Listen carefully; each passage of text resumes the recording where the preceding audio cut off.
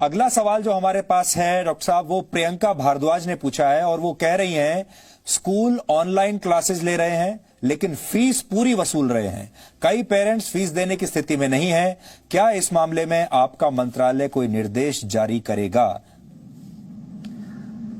ये जो पिछला वाला सवाल था कि अंतिम छोर तक के बच्चे को पहुंचने के लिए हम स्वयं प्रभा के जो चैनल पर आकर के डिश टीवी है, टाटा स्काई है, एयरटेल डीटीएच है और विभिन्न माध्यमों से हम उस बच्चे तक, चाहे हमको रेडियो से पहुंचना पड़े, चाहे सामुदायिक रेडियो से पहुंचना पड़े, लेकिन हमारी कोशिश है कि हर हालत में हम अंतिम बच्चे तक पहुंच सकें और उसमें हम काफी सफल भी हो रहे हैं। जो दूसरा विषय अभी आपने बताया कि ऑनलाइन जो क्लासेस हो रही हैं और शुल्क की जो बात कर रहे हैं, ये राज्यों का विषय है। तो मुझे लगता है कि जो प्राइवेट संस्थान हैं और जो उनका प्रबंध तंत्र है, अभिभावक है और राज्य सरकार, इनके बीच समन्वय होना चाहिए कि किस तरीके से वो शिक्षा, क्योंकि अंततोगत्वा हम ये चाहेंगे कि अध्यापक और अभिभावक के माध्यम से बच्चा इन विषम परिस्थितियों में वो पढ़ाई करे और तनाव मुक्त रहे। तो अध्यापक की भी भूमिका चाहिए ही चाहिए और अध्यापक की भूमिका के माध्यम से ही हम बच्चे को सशक्त करना चाहते हैं फिलहाल इस परिस्थिति में। तो जो ये समस्या है, ये समस्या राज्यों की है और राज्यों को थोड़ा सा आपस में चर्चा करके इसका निस्तारण करना चाहिए। जी, तो मैं आपकी ओर से बता देता हूं सारे दर्शकों को कि ये अगर आपको कोई ऐसी समस्या आ रही है तो आप अपने राज्य के शिक्षा मंत्री से और शिक्षा मंत्रालय से आप संपर्क कीजिए और वो आपकी समस्या का समाधान करेंगे। डॉक्टर साहब, अब ये कोविड-19 के बाद का जो दौर है, इसमें पूरा जीवन बदल गया है। हर चाहे आप क्षेत्र कोई भी ले लीजिए।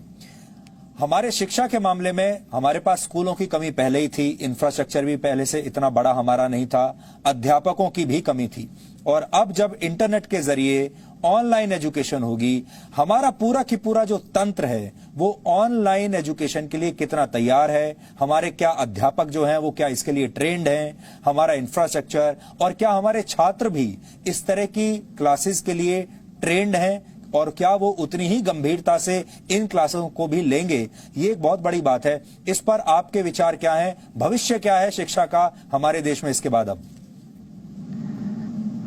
काफी लंबा सवाल है आपका ये, और इस सवाल से एक के बाद एक जुड़े हुए हैं। आपको जैसे मालूम है कि हिंदुस्तान दुनिया का सबसे बड़ा लोकतांत्रिक देश है और इसकी यदि शिक्षा के वैभव को देखा जाए तो 1000 से भी अधिक विश्वविद्यालय हैं, 45,000 से भी अधिक डिग्री कॉलेज हैं, 15 लाख से भी अधिक स्कूल हैं, 1 करोड़ 9 लाख से भी अधिक अध्यापक हैं और जितनी कुल अमेरिका की आबादी नहीं है 33 करोड़ से भी अधिक यहाँ छात्र छात्राएं हैं। तो इतना विशद है, इस विशाल परिवार को जोड़े रखना, उसको आगे बढ़ाना और इन परिस्थितियों में कम चुनौती भरा नहीं है।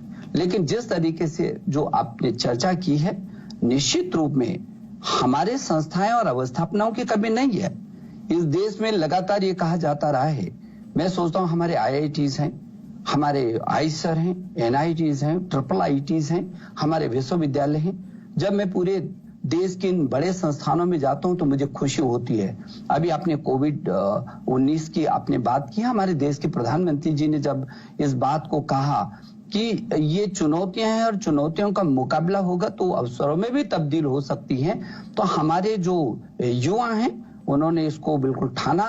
और जब प्रधानमंत्री जी ने कहा है कि इस अवसर पर मेरे नौजवान क्या कुछ कर सकते हैं, तो जब लोग घरों पर रहे होंगे तो हमारे शोध छात्र प्रयोगशालाओं में थे और मुझे ये कहते हुए खुशी है कि चाहे वेंटिलेटर के निर्माण की बात हो, चाहे वो मास्क के निर्माण की बात हो, चाहे वो ड्रोन के निर्माण की बात हो, चाहे वो टेस्टिंग किट के निर्माण सस्ता, उत्कृष्ट और समय पर अच्छा रिजल्ट देने वाले, इतने शोध और अनुसंधान में कि मुझे युक्ति पोर्टल बनाना पड़ा और ये कहा कि जितने भी अनुसंधान हो रहे हैं उस युक्ति पोर्टल पर आप ला करके एक जगह शुरू करिए।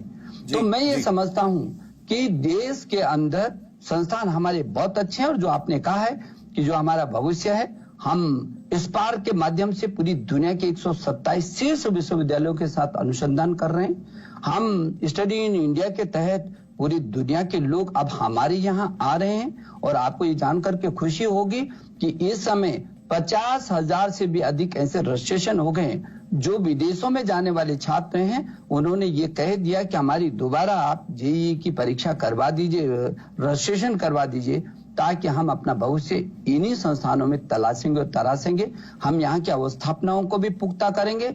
हम ये भी साबित करेंगे कि नहीं, हमारे संस्थान कमजोर नहीं है।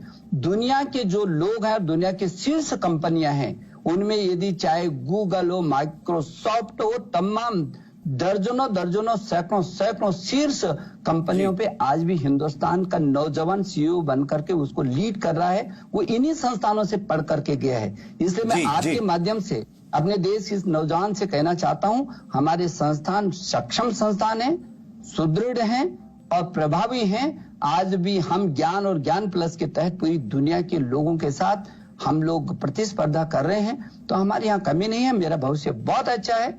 पूरी दुनिया का, हमारे देश के प्रधानमंत्री ने कहा कि दुनिया का छात्र इधर पढ़ने के लिए आना चाहिए और यहाँ का अध्यापक बाहर पढ़ाने के लिए जाना चाहिए। इसलिए निष्ठा कार्यक्रम के तहत 42 लाख से भी अधिक अध्यापकों का प्रशिक्षण दे रहे। शायद दुनिया का यह सबसे अध्यापक प्रशिक्षण का काम होगा।